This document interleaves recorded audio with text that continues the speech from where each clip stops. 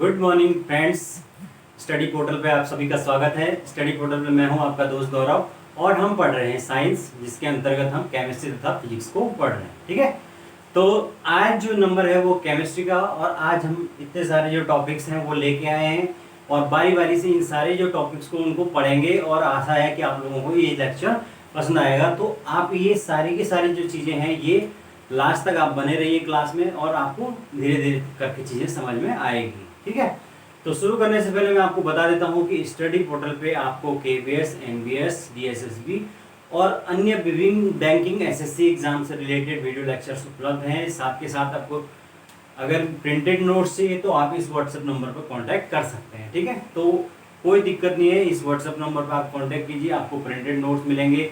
बाकी आपको जीएस या अन्य किसी भी प्रकार की जो वीडियोस है वो देखनी है तो आपको चैनल के अंदर जाना पड़ेगा, प्लेलिस्ट में जाइए, वहाँ चेक कीजिए और आपकी जो भी रिक्वायरमेंट है उसके अनुसार आप वीडियोस देखिए और उनको उससे आप स्टडी कीजिए। ठीक है, तो शुरू करते हैं बिना किसी देरी किए हुए। अब तो दोस्तों, हम जो लास्ट क्लास में मैंने आपको बताया था, लास्ट लेक्चर में, वो मैंने आपको हीट के बारे में बताया था। हीट का ट्रांसमिशन किस प्रकार से होता है, हाई टेम्परेचर से लो टेम्परेचर, ये सब चीज़ें बताई थी। फिर थर्मामीटर के बहुत से जो टाइप्स होते हैं वो क्या क्या होते हैं, इनके यूजेस, ये सारी चीज़ें हमने डिस्कस की थी।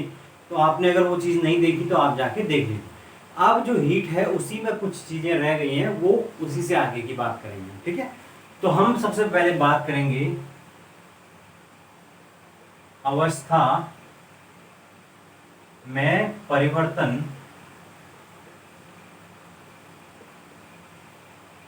Change in state. ओके, अवस्था में परिवर्तन या चेंज इन स्टेट। तो अवस्था में परिवर्तन क्या होता है भाई? अवस्था में परिवर्तन का मतलब है कि किसी पदार्थ की निश्चित तापमान पर जो है वो एक अवस्था से दूसरे अवस्था में उसका परिवर्तित हो जाना। ठीक है, और यानी कि उसका ठोस से द्रव में बदल जाना, द्रव से गैस में बदल जाना, ये क्या कहलाएगा? चेंज इन स्टेट, अवस्था परिवर्तन कहलाएगा। और वो उसके लिए क्या होगा? एक निश्चित तापमान या फिक्स टेम्परेचर की जरूरत होगी। समझ गए? तो अब ये जो चेंज इन स्टेट है, इसी के आधार पर हमने कुछ जो टर्म्स हैं उनको डिफाइन करना है। तो सबसे पहले हम बात करेंगे वो है गलनांक।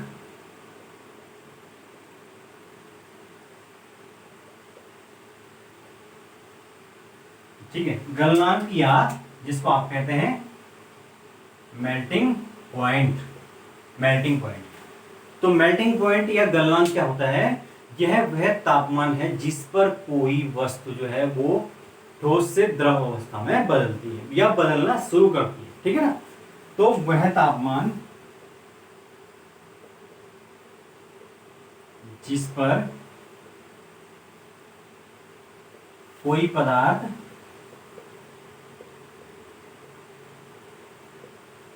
ठोस से द्रव में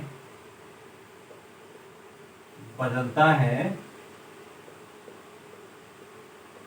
वो उसका गलनांक या मेल्टिंग पॉइंट कहते हैं। फॉर एग्जाम्पल, अगर मैं बात करूं आयरन या लोहा, तो जो लोहा है वो 1538 डिग्री सेल्सियस 153038, तो 1538 डिग्री सेल्सियस टेम्परेचर पर जाने पर जो है वो जो लोहा है वो ठोस अवस्था से द्रव अवस्था में आने लग जाता है या आ जाता है।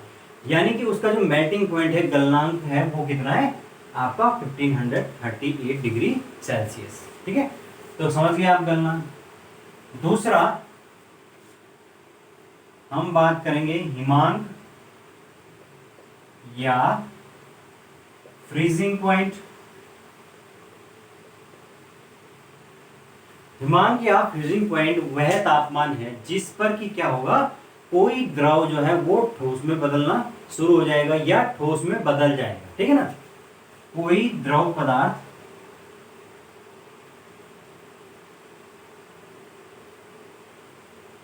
ठोस में बदल जाएगा। ठीक है, जैसे कि आपका बर्फ, सॉरी जो पानी है वो 0 डिग्री सेल्सियस पर बर्फ में बदल जाएगा। तो बर्फ क्या है? एक ठोस अवस्था है। अवस्था में क्या हुआ? परिवर्तन हुआ। कब? 0 डिग्री सेल्सियस पर जैसे ही टेम्परेचर गया, तो पानी जो है वो एक द्रव अवस्था में था, उससे परिवर्तित हो गया ठोस अवस्था में आ गया। तो वो जो उसका 0 डिग्री सेल्सियस है, ये क्या हो गया? फ्रीजिंग पॉइंट इसको हम कहेंगे, या हिमांक बिंदु कहेंगे। ठीक है, तो ये है। तो जनरली जो है वो गलनांक और जो हिमांक है या मेल्टिंग पॉइंट और फ्रीजिंग पॉइंट, वो वाटर का एक जैसा ही होता है। ठीक है ना, दोनों का जो 0 डिग्री सेल्सियस ही होता है, क्योंकि 0 डिग्री सेल्सियस पर अगेन जो है वो जो आइस है वो मेल्ट होने लग जाती है वापस, इसमें पानी में ही, पानी या द्रव अवस्था में मेल्ट होने बदलने लग जाती है। तो उन दोनों के लिए लगभग लगभग सेम होता है। ठीक है, लेकिन बाकी सारे पदार्थों के लिए जो है मेल्टिंग पॉइंट सब अलग अलग होते हैं, फ्रीजिंग पॉइंट अलग होते हैं। ठीक है, तो आगे चलते हैं। अवस्था परिवर्तन में हमने दो चीजें देख ली है, boiling point, melting point. Next जो हम तीसरी चीज देखेंगे इसमें, वो है आपका क्वथनांक।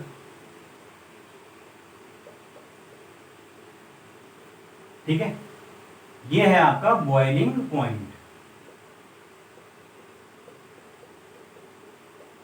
ठीक है, तो ये वो ताप है, वो टेम्परेचर है किसी भी पदार्थ का जिस पर कि वो क्या करना शुरू हो जाता है? बॉयल होने शुरू हो जाता है, या ये कह सकते हैं कि वो द्रव अवस्था से वाष्प अवस्था में बदलना शुरू हो जाता है। ठीक है ना, तो द्रव अवस्था से वाष्प अवस्था में परिवर्तन होने लगता है, वह जो टेम्परेचर है वो क्वथनांक कहलाता है। फॉर एग्जाम्पल, अगर मैं वाटर की बात करूं तो 100 डिग्री सेल्सियस पर वाटर जो है वो उबलने लगता है या वाष्प होने लग जाता है। उस टेम्परेचर को क्या कहेंगे हम? कि वो उसका बॉइलिंग पॉइंट है या क्वथनांक। समझ गए? तो ये है। नेक्स्ट जो है हम टर्म जिसकी बात करेंगे वो है संघनन बिंदु या कंडेंसेशन पॉइंट।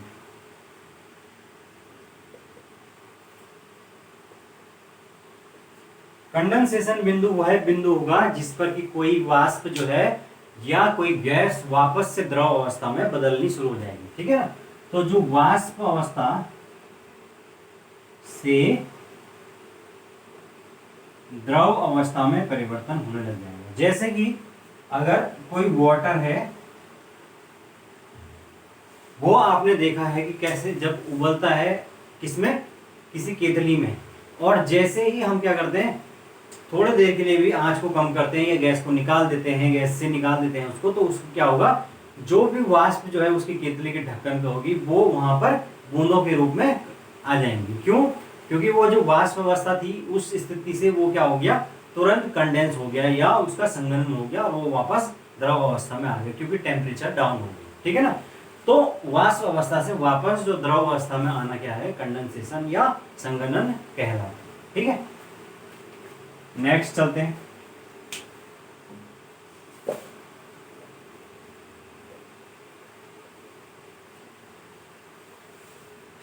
नेक्स्ट जो हम पॉइंट की बात करेंगे वो है गुप्त ऊष्मा या लेटेंट हीट। तो गुप्त ऊष्मा क्या होती है भाई?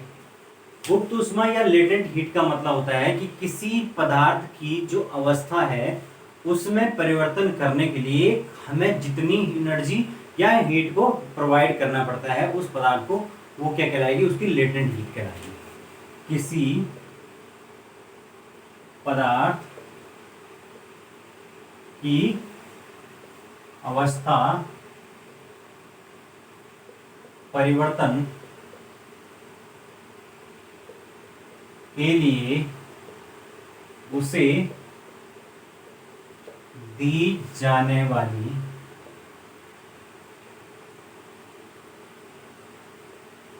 ऊष्मा की मात्रा है ना। फॉर एग्जाम्पल, अगर हमें 0 डिग्री सेल्सियस पर ठीक है, नियत ताप भी होना चाहिए, टेम्परेचर कांस्टेंट होना चाहिए। 1 ग्राम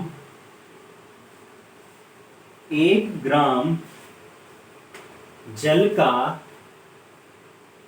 ठीक है, या 1 ग्राम बर्फ को पानी में बदलना है तो 84 कैलोरी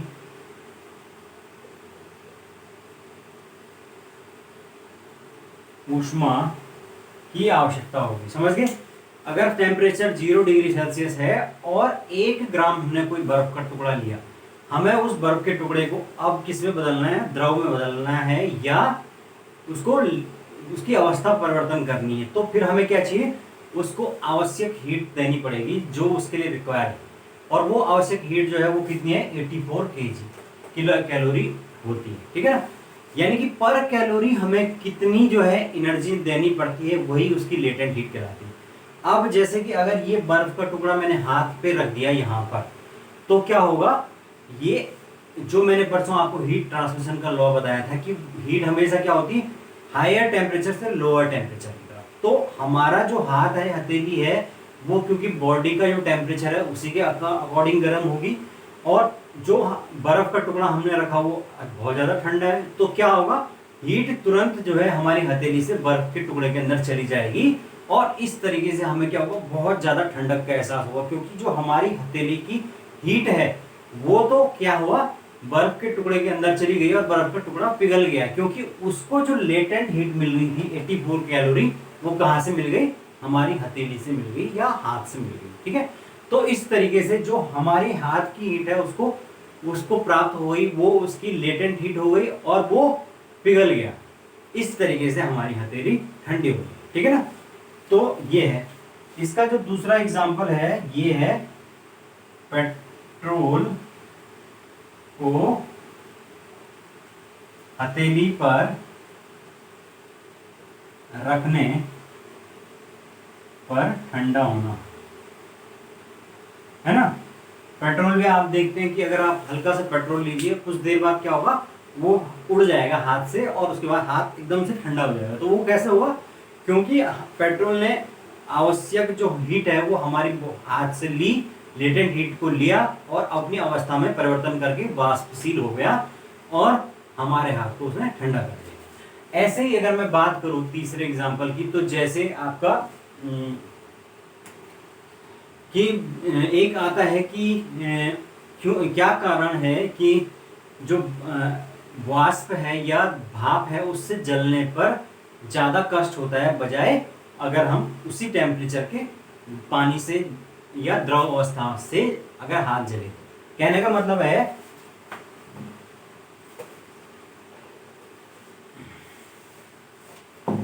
कि 100 डिग्री सेल्सियस पर आप वाटर को उबालो और इतने ही टेम्परेचर की भाप को उबालो।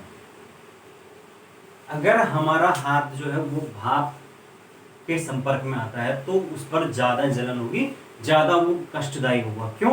क्योंकि जो भाप होती है उसकी जो लेटेंट हीट है यानी गुप्त ऊष्मा वो ज्यादा होती है। किसी भी पदार्थ को भाप बनने के लिए उसने क्या किया होगा? ज्यादा ऊष्मा को अवशोषित किया होगा, बजाय कि उसको पानी के उबलने में। इस वजह से उसके अंदर जो लेटेंट हीट है वो ज्यादा होगी इन कंपैरिजन टू वाटर, और उस ज्यादा हीट के कारण जो है हमारा हाथ क्या होगा? ज्यादा जलेगा, बजाय किससे जलने की?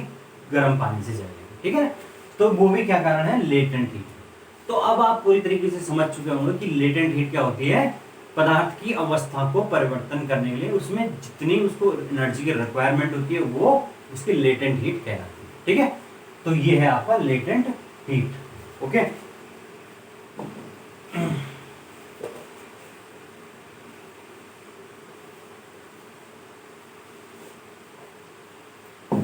नेक्स्ट जो हमारा टॉपिक है वो है वाष्पीकरण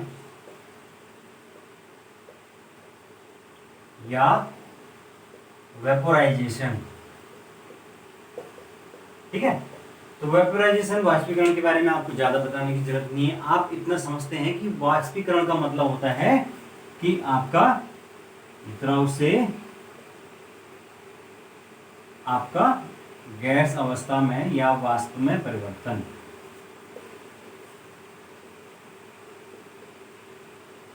और इसके लिए किसकी जरूरत होगी? हीट की या ऊष्मा की जरूरत होती है।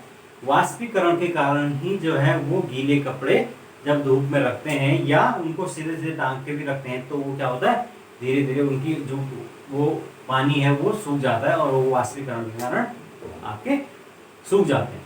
ऐसे ही अगर हम देखते हैं कि जब हम गर्मियों में चलते हैं तो हमें पसीना आता है, लेकिन थोड़ी देर बाद हमें क्या होती है, ठंड महसूस होती है। तो वो क्या कारण है? क्योंकि जो बॉडी है उसने जो है ऊष्मा, जो हमारा पसीना है वो क्या हुआ, वाष्पीकृत हो गया, वेपराइज हो गया। और वेपराइज होने की क्रिया में उसने क्या किया, बॉडी से, हमारी बॉडी से जो है वो हीट को लिया। क्योंकि जो लेटेंट हीट है उसको वेपराइज होने के लिए वो कहाँ से मिली, बॉडी से। और जैसे ही उसने हीट को लिया वो क्या हुई, पसीना उड़ गया, शरीर से निकल गया, वाष्पीकृत हो गया और उसने क्या किया, शरीर को ठंडा कर दिया क्योंकि हीट शरीर से चली गई। तो इसीलिए हमें पसीना आने के कुछ देर बाद ठंड का एहसास होता है, ठंडक महसूस होती है। तो वो भी क्या कारण है, वाष्पीकरण या वेपोराइजेशन है। ठीक है ना। नेक्स्ट जो टर्म हमारे पास इंपॉर्टेंट टर्म है वो है आर्द्रता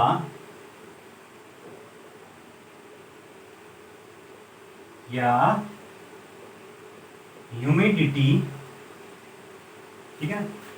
तो आर्द्रता और ह्यूमिडिटी, इसके बारे में आपने कई बार सुना होगा कि पुरानी जगह बहुत ह्यूमिड कंडीशन है, आर्द्र भूमि है या ह्यूमिडिटी ज़्यादा थी। तो ह्यूमिडिटी का मतलब क्या होता है, ह्यूमिडिटी का मतलब होता है वायुमंडल में उपस्थित वाष्प या वेपर की मात्रा, है ना। यानी कि किसी भी जगह की जो वायुमंडल है उसमें कितनी वेपर प्रेजेंट है, कितनी जलवाष्प प्रेजेंट है। वाष्प भी नहीं कहनी चाहिए इसको, जलवाष्प। ठीक है। कितना जलवाष्प उसमें प्रेजेंट है वो वहां पर उसकी ह्यूमिडिटी को डिसाइड करेगा। और जो ह्यूमिडिटी है वो अलग अलग होगी। ठीक है ना। ये बात पे आप क्या करना कि अलग अलग स्थानों पर अलग अलग होगी, अलग अलग स्थानों पर अलग अलग होगी। फॉर एग्जाम्पल जो आपके समुद्र तटीय क्षेत्र होंगे उन क्षेत्रों में जो है ह्यूमिडिटी वो ज्यादा होगी, जाहिर सी बात है, क्योंकि वहां पर वाष्पीकरण ज्यादा होगा। और जो आपके वृष्टि छाया प्रदेश होंगे या रेगिस्तानी प्रदेश होंगे, कम वर्षा वाले क्षेत्र होंगे, वहां पर ह्यूमिडिटी जाहिर सी बात है कम होगी, हवा में नमी बिल्कुल भी नहीं होगी। और जो वाष्प है वो एक तरह से नमी है, जल वाष्प। ठीक है ना। तो आपके जैसे कि कुछ इलाके होते हैं, बरसात के बाद आपने देखे होंगे कि वहां पर आपने देखा होगा कितना एकदम क्लीन मौसम लगता है, एकदम साफ वातावरण, क्योंकि वो वहाँ वायुमंडल में क्या होती है, ह्यूमिडिटी होती है। और ह्यूमिडिटी के कारण ही फॉग बनता है। ठीक है ना। तो ह्यूमिडिटी जो है वो क्या करती है, वो वायुमंडल को साफ रखती है, क्योंकि जो वातावरण है वो उसके जो कण है वो धूल के कण वो नीचे बैठ जाते हैं और वायुमंडल एकदम साफ हो जाता है, क्लीन हो जाता है, और इस कारण से हमें विजिबिलिटी ज्यादा दिखाई देती है। ठीक है। तो ये है आपका आर्द्रता या ह्यूमिडिटी। ठीक है। अब इसमें आता है एक टर्म,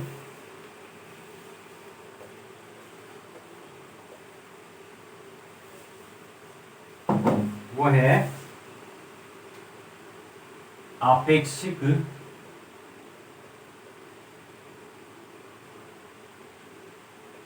आर्द्रता या रिलेटिव ह्यूमिडिटी।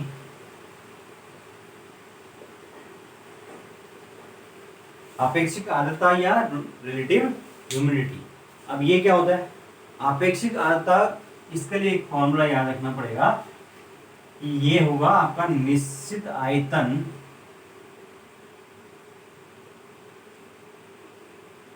में वाष्प की मात्रा अपॉन उसी आयतन में वाष्प या जलवाष्प की संतृप्त मात्रा इंटू 100। अब इसका क्या मतलब हुआ? निश्चित आयतन, सपोज मैंने मान लिया कि 1 लीटर क्यूब आपका क्या है, वायु है,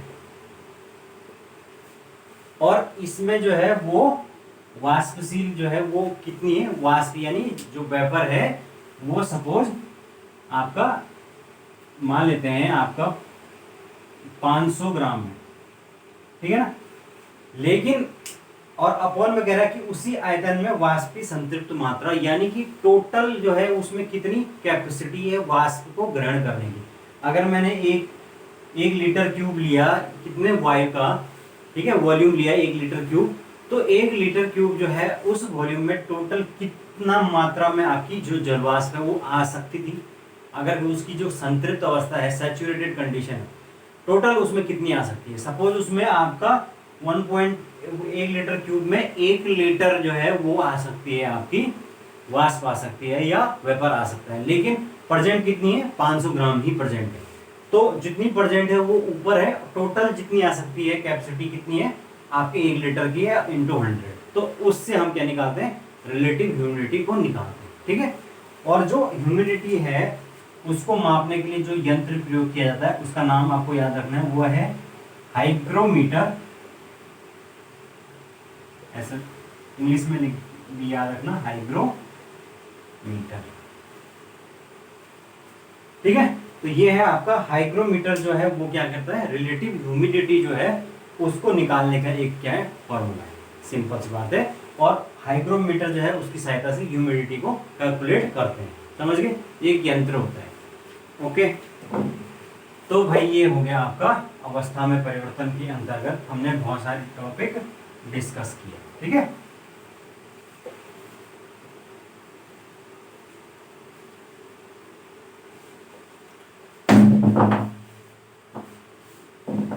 अब हम बात करेंगे प्रकाश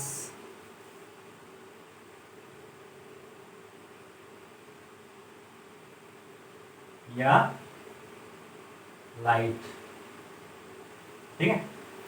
तो प्रकाश क्या होता है? प्रकाश आपको पता है, हम सब जो हम देख पाते हैं वो किसकी वजह से, प्रकाश की वजह से। तो प्रकाश क्या है, एक प्रकार की ऊर्जा है, एक प्रकार की ऊर्जा जिससे हम वस्तुओं को देख पाते हैं,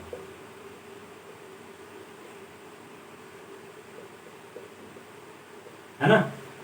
कोई भी चीज जो है वो विजिबल कब होती है, जब उस पर लाइट पड़ती है या प्रकाश पड़ता है। अगर प्रकाश ना पड़े तो वस्तु क्या ना हो, विजिबल ना हो, ठीक है ना।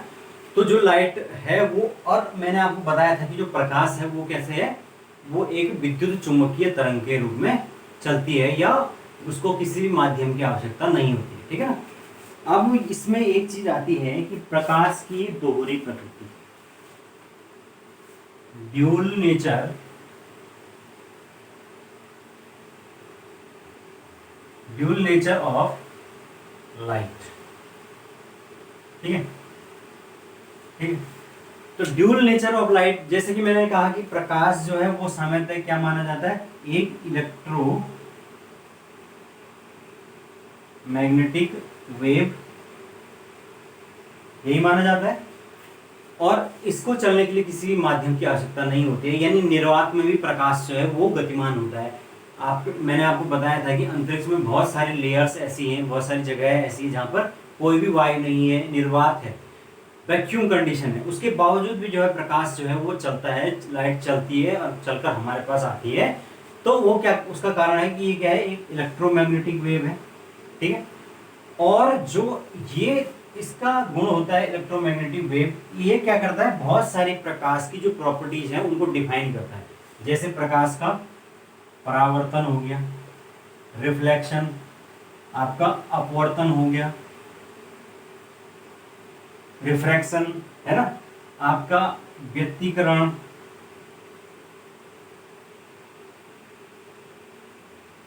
आपके ध्रुवण या पोलराइजेशन, ये सारी जो घटनाएं हैं ये हम पढ़ेंगे डिटेल में। अब जो ये घटनाएं होती हैं इन सबको डिफाइन जो करता है वो करता है आपकी प्रकाश के इलेक्ट्रोमैग्नेटिक वेव होने की जो घटना है वो इनको डिफाइन करती है। लेकिन प्रकाश की ऐसी भी कुछ घटनाएं दिखाता है या ऐसे भी कुछ फिनोमिना शो करता है जो कि क्या होता है, जैसे कि फोटो इलेक्ट्रिक इफेक्ट, प्रकाश विद्युत प्रभाव इसको कहते हैं, प्रकाश विद्युत प्रभाव, या दूसरा होता है कॉम्पटन प्रभाव। ये जो घटनाएं हैं ये क्या होता है, ये ऐसी घटनाएं हैं जो कि क्या होती है, प्रकाश की वेव जो नेचर है वो डिफाइन नहीं कर पाती। तो इसीलिए जो है आइंस्टीन हुए हैं एक वैज्ञानिक फेमस। आइंस्टीन ने क्या किया कि उन्होंने पदार्थ की एक दूसरी ही टाइप बताई और उन्होंने जो लाइट है उसको क्या बताया कि जो लाइट है वो क्या करता है, ऊर्जा के छोटे छोटे जो बंडल्स हैं उनके रूप में मूव करता है या छोटे छोटे पार्टिकल्स के रूप में मूव करता है ये। और जो ये ऊर्जा के पार्टिकल होते हैं ये सब एक समान ऊर्जा के होते हैं और इनको उन्होंने कहा कि ये क्या होते हैं, फोटोन। समझ गए। और ये जो उनकी थ्योरी थी ये पदार्थ को क्या बताती है, ये पदार्थ कह रहा हूं मैं बार बार, ये जो लाइट है ये क्या है, एक पार्टिकल है, ठीक है, एक कण है या पार्टिकल है। तो इस प्रकार से जो आइंस्टीन की थ्योरी है वो क्या बताती है, प्रकाश को एक कण बताती है और बहुत सारे कणों से मिलकर बना हुआ बताती है। इसका मतलब जो प्रत्येक कण है वो क्या कहलाएगा, फोटोन, और उस फोटोन को ई से डिनोट करते हैं जिसकी इक्वल टू होता है एच न्यू के बराबर होता है। तो जो फोटोन है वो क्या होता है, बहुत बार पूछा जाता है कि फोटोन क्या चीज हुई। तो फोटोन क्या होता है, फोटोन का मतलब होता है ऊर्जा का बंडल, पैकेट ऑफ एनर्जी, ठीक है ना, जो कि क्या है, जो कि किसने दी, आइंस्टाइन ने दिया अपने थ्योरी में, जिसमें उन्होंने कहा कि प्रकाश जो है वो क्या है, नहीं है, वो वेव नहीं है बल्कि प्रकाश क्या है, पार्टिकल से मिलकर बना हुआ। लेकिन वो जो ये आपके ये दो फिनोमेना थे ये इसी पार्टिकल वाले जो थ्योरी है इसने क्या किया, डिफाइन इनको किया। तो इस प्रकार से क्या हुआ, कुछ फिनोमेना जो है वो वेव नेचर से डिफाइन हो रहे हैं, कुछ फिनोमेना जो है वो पार्टिकल नेचर से डिफाइन हो रहे हैं। इस कारण से क्या माना गया कि जो प्रकाश है या लाइट है वो कैसे होती है, ड्यूल नेचर शो करती है या दोहरी प्रकृति के होती है। समझ गए ना आप, कौन कौन सी दोहरी प्रकृति, एक तो होती है उसकी जो पार्टिकल की नेचर है और दूसरी जो होती है उसकी आपके वेव नेचर। वेव नेचर क्या मानती है कि प्रकाश क्या है, एक इलेक्ट्रोमैग्नेटिक वेव है और वो क्या हो सकती है, उसे चलने के लिए किसी भी मीडियम की आवश्यकता नहीं है। उसके अनुसार जो है वो प्रकाश जो है वो अपवर्तन करती है, आपका परावर्तन करती है। लेकिन जो कुछ घटनाएं हैं उनको जब वो डिफाइन नहीं कर पाए तो आइंस्टाइन ने फिर प्रकाश को एज अ कैसे फोटोन के पैकेट्स के रूप में डिफाइन किया। फोटोन क्या होता है, एनर्जी के पैकेट्स, ठीक है ना।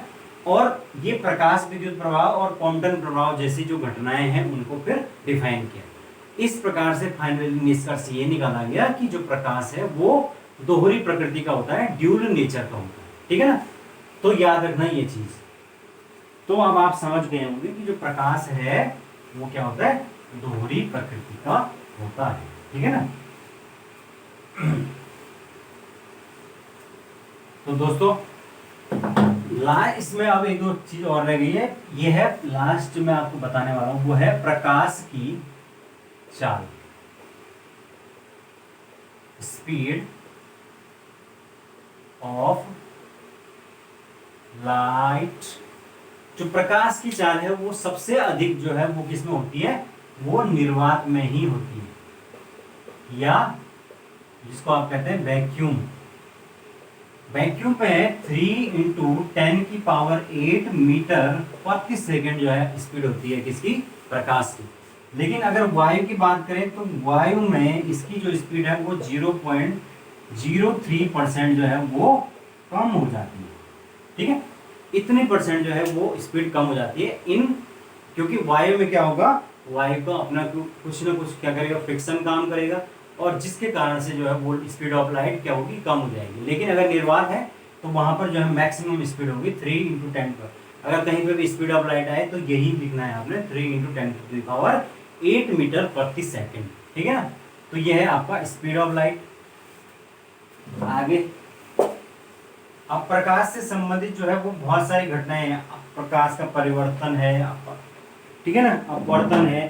तो आज जो है हम पहली घटना है उसको डिस्कस कर लेते हैं, बाकी की जो घटनाएं हैं हम आने वाली क्लास में डिस्कस करेंगे। ठीक है ना, तो आज जो हम पहली घटना डिस्कस कर रहे हैं वो है प्रकाश का परावर्तन या रिफ्लेक्शन ऑफ लाइट। तो जो प्रकाश का परावर्तन या रिफ्लेक्शन ऑफ लाइट है, ये इसके दो रूल होते हैं।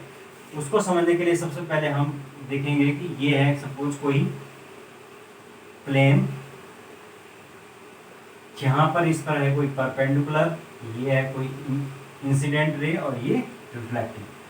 प्रकाश का जो परावर्तन क्या कहता है कि जब प्रकाश किसी भी चिकने या समतल सतह पर पड़ता है तो क्या होता है, वो उसी कोण से जो है परावर्तित हो जाता है जिस कोण से वो आपतित हुआ है। यानी कि जिस एंगल पर वो उस चिकने सतह पर पड़ा था उतना ही वो क्या होता है, उसी एंगल से क्या होता है, रिफ्लेक्ट हो जाता है। समझ गए? अब समझने के लिए आप ये समझ लीजिए, ये कोई चिकनी सतह है, सपोज ये कांच है, यहां पर कोई आपतित किरण, इसको मैं बोलूंगा आपतित किरण या इंसिडेंट रे, और ये इसको मैं बोलूंगा कि ये है परावर्तित किरण या आपका रिफ्लेक्टिंग रे। ठीक है ना, रिफ्लेक्टिंग। ये एक मान लिया कि ये क्या है, एक बीच में परपेंडिकुलर है, कोई अविलंब है। ये एक इमेजिनरी है कि ये जो प्लेन है इसके ठीक बीच में कोई परपेंडिकुलर है। तो जो परपेंडिकुलर और इंसिडेंट रे, इनके बीच का जो एंगल है वो कोण आई कहलाता है, यानी कि आपतित कोण। और ये वाला जो एंगल है ये कहलाता है कोण आर, यानी कि परावर्तित कोण। ठीक है ना, या इंसिडेंट एंगल और रिफ्लेक्टिंग एंगल।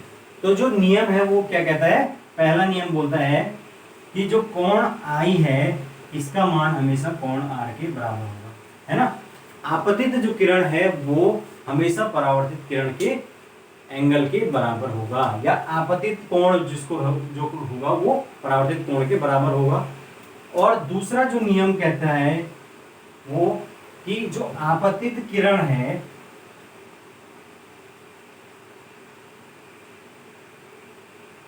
अपवर्तित किरण है और अविलंब होंगे, तीनों एक ही तल में होंगे, यानी इन अ सेम प्लेन होंगे। ऐसा नहीं होगा कि कोई y एक्सिस पे कोई z एक्सिस पे, एक ही एक्सिस पे होंगे तीनों की तीनों। ये आप देख सकते हैं कि ये तीनों क्या है, एक ही एक्सिस पे। तो ये तो जो दो नियम है ये क्या है, परावर्तन के नियम कहलाते हैं, रिफ्रैक्शन के नियम। की क्या होता है, प्रकाश चिकने जो समतल सतह से उसी एंगल पर वापस लौटता है और तीनों की तीनों एक ही प्लेन में वो उपस्थित होते हैं। ठीक है ना, तो ये होता है आपका प्रकाश का परावर्तन। और इसका उदाहरण आप देखते ही हैं कि कैसे क्या होता है, जो है आप क्या करते हैं, शीशे की सहायता से चीजों को, जो प्रकाश है उसको रिफ्लेक्ट कर सकते हैं, है ना। आप किसी भी एंगल पर उसको रिफ्लेक्ट कर सकते हैं। जिस एंगल पर आपने कभी शीशा चमकाया होगा, देखा होगा धूप में, आप जब धूप पड़ती है तो उसको आप एंगल बदल के किसी भी जो स्थान है वहां पर क्या कर सकते हैं, फोकस कर सकते हैं उससे, और वहां पर लाइट को पहुंचा देते हैं। तो वो क्या है, परावर्तन का ही कारण है। परावर्तन के कारण क्या होता है, जिस एंगल पर हमने लाइट डाली है उसके ठीक, ये देख रहे हैं आप इस तरीके से, इसी तरीके से उसका क्या होता है, रिफ्लेक्शन या परावर्तन हो जाता है। ठीक है, तो ये है भाई आपका बाकी के जो इंसिडेंट है वो हम नेक्स्ट क्लास में पढ़ेंगे, ठीक है। आज की क्लास में जैसे हमने बहुत सारी चीज़ें डिस्कस की हैं। मैंने परावर्तन से संबंधित आपको बॉइलिंग पॉइंट, फ्रीजिंग पॉइंट का बताया, आपको मेल्टिंग पॉइंट बताया, कंडेंसेशन क्या होता है बताया, आपको लेटेंट हीट मैंने बताया आपको कि किस तरीके से जो हथेली है वो ठंडी हो जाती है जब जो बर्फ उस पर रहती है, या पेट्रोल जो है वो वाष्पीकृत होता है, ये सब बताया। उसका वाष्पीकरण का मैंने आपको बता दिया कि पसीना जो आता है उससे क्या होता है, ठंडक क्यों महसूस होती है। फिर ह्यूमिडिटी के बारे में हमने डिस्कस कर लिया। फिर जो है वो हमने लाइट के बारे में डिस्कस किया कि कैसे उसका ड्यूल नेचर होता है। फिर मैंने जो बात की वो light of speed of light 3 × 10⁸ metre प्रति सेकेंड। फिर मैंने बात की किसकी, आपकी, अच्छा एक इंपॉर्टेंट चीज तो रह गई, वो है ग्रहण। इसको भी देख ही लेते हैं। मैं आपको बताने वाला था लेकिन शायद से ये छूट गया, ठीक है।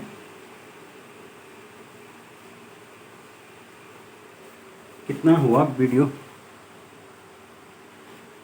एक इसमें इंपॉर्टेंट जो चीज है वो रह गई है, उसको भी देख लेते हैं। वो है प्रकाश से संबंधित घटना है, वो है ग्रहण या इक्लिप्स। ये मैं इसलिए बता रहा हूँ क्योंकि ये जो है ये आपका, क्योंकि वैसे तो ज्योग्राफी के अंदर आता है लेकिन फिर भी देख लेते हैं। तो इक्लिप्स क्या होता है भाई, जो ग्रहण या इक्लिप्स कब होता है, जब सूर्य, चंद्रमा और पृथ्वी तीनों क्या होते हैं, एक सिद्ध में आते हैं, ये तो आपको पता है। और ये दो प्रकार के होते हैं, ये भी आपको पता है। पहला होता है सूर्य ग्रहण या सोलार इक्लिप्स, ठीक है। समझने के लिए हम क्या करते हैं, पहले फिगर बना लेते हैं। ये है आपका सपोज सूर्य, और सोलर जो इक्लिप्स है वो कब होगा, जब सूर्य और चंद्रमा, पृथ्वी के बीच में चंद्रमा आ जाएगा, ठीक है ना। तो यहां पर होगा आपका मून, और यहां पर होगा आपकी अर्थ, ठीक है। ये है आपके सन,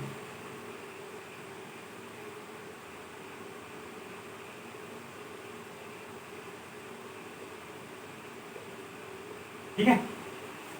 तो ये है आपके जो सन है और अर्थ है, उसके बीच में क्या है, मून या चंद्रमा उपस्थित है। तो इसके कारण से क्या होगा कि जो चंद्रमा है उसकी जो छाया है, क्योंकि सूर्य इधर से है, इसकी छाया के कारण ये जो है अर्थ से क्या होगा, अर्थ पर पड़ेगी, और अर्थ से हमें जो है वो क्या नहीं दिखाई देगा, मून नहीं दिखाई देगा, क्योंकि छाया के कारण यहाँ अंधेरा हो गया और हमें मून नहीं दिखाई देगा, सॉरी सूर्य नहीं दिखाई देगा, क्योंकि बीच में तो क्या है, मून आ चुका है, तो हमें सूर्य नहीं दिखाई देगा। लेकिन चूंकि जो आउटर सूर्य का साइज बड़ा है, सन का साइज बड़ा है, उस स्थिति में क्या होगा कि जो बाहर की जो सूर्य का जो बाहर का हिस्सा है उसको क्या बोलते हैं हम, कोरोना। कोरोना वर्ड आपने आजकल बहुत सुन लिया होगा। तो जो बाहर का जो सबसे आउटर रिंग वाला जो सबसे गर्म भाग होता है सूरज का, जो कि कितना होता है, लगभग 6000 किलोमीटर के आसपास, इसमें डिग्री सेल्सियस के आसपास इसका टेम्परेचर होता है। इस भाग से जो आएंगी लाइट है वो तो क्या होगी, अर्थ से दिखाई देंगी, यानी कि जो बाहरी हिस्सा है वो कैसा दिखाई देगा, एक रिंग की भांति दिखाई देगा। तो कैसे दिखाई देगा, रिंग। तो इसी कारण से हमने देखा कि जो सूर्य ग्रहण है वहां पर जो है सूर्य जो है वो पूरा नहीं दिखाई देता, बल्कि केवल उसके बाहर का हिस्सा एक रिंग की फॉर्म में दिखाई देता है, ठीक है ना। तो इसी कारण, इसी स्थिति को हम कहते हैं ये सूर्य ग्रहण है। और जो सूर्य ग्रहण है वो हमेशा अमावस्या, ठीक है, अमावस्या के दिन होता है, ये भी आपको याद रखना है। लेकिन प्रत्येक अमावस्या को सूर्य ग्रहण हो ये जरूरी नहीं है, ठीक है ना। प्रत्येक, हमेशा ये अमावस्या को ही होता है, लेकिन प्रत्येक अमावस्या को होगा ऐसा जरूरी नहीं है, ठीक है। तो ये है आपका सूर्य ग्रहण। नेक्स्ट जो है हमारा वो है चंद्र ग्रहण या आपका लूनार इक्लिप्स। चंद्र ग्रहण या लूनर इक्लिप्स, इसमें जो है वो क्या होगा, परिवर्तन हो जाएगा, अर्थ जो है वो अब आ जाएगी बीच में, ठीक है। अर्थ ये बीच में आ गई है और यहाँ पर जो मून है हमारा वो पीछे चला गया है।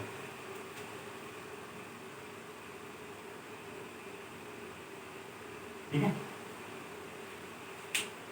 तो यहां पर आप सेम कंडीशन को देख रहे हैं, अप्लाई कर रहे हैं ये चीज।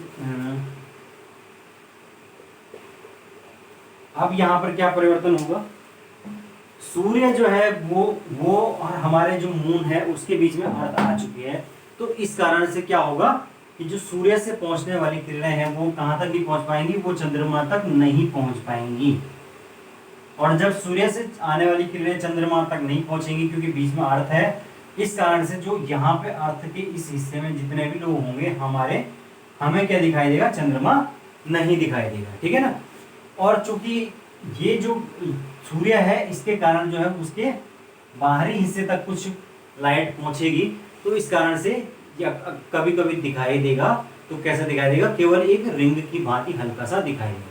तो इसी स्थिति को हम क्या कहते हैं, चंद्र ग्रहण कहते हैं। जबकि क्या होगा, सूर्य और आपके मून के बीच में जो है वो अर्थ आ जाती है, जिस कारण से हमें अर्थ नहीं दिखाई देता है, सॉरी मून नहीं दिखाई देता है। और जो इसी कारण से इसको कहते हैं कि चंद्रमा पर ग्रहण लगा है और यह सदैव पूर्णिमा को होता है। ठीक है, हमेशा जो है पूर्णिमा को होगा, लेकिन प्रत्येक पूर्णिमा को चंद्र ग्रहण लगेगा ये जरूरी नहीं। ठीक है ना। तो दो चीजें याद रखना है, जो सूर्य ग्रहण है वो हमेशा अमावस्या को होता है, लेकिन प्रत्येक अमावस्या को हो ऐसा जरूरी नहीं है। ऐसे चंद्र ग्रहण जो है वो प्रत्येक पूर्णिमा को होता है, लेकिन प्रत्येक पूर्णिमा को होता है, लेकिन प्रत्येक पूर्णिमा को होगा ऐसा जरूरी नहीं है। ठीक है ना। तो अब आप लोग समझ चुके हैं कि जो है चंद्र ग्रहण व सूर्य ग्रहण क्या होता है। ठीक है, तो दोस्तों ये जो ग्रहण वाला टॉपिक है ये भी हमने पढ़ लिया है, क्योंकि ये प्रकाश के अंतर्गत आता है। अब प्रकाश से संबंधित जो बाकी घटनाएं हैं वो हम नेक्स्ट क्लास में पढ़ेंगे, और तब तक आप लोग इसी तरीके से बने रहिए और नेक्स्ट क्लास जो है वो ज्वाइन कीजिए। आशा है आप लोगों को समझ में आया हुआ जो भी मैंने आज बताया। ठीक है, तो ठीक है, क्लास आज के लिए इतना काफ़ी है। Thank you class.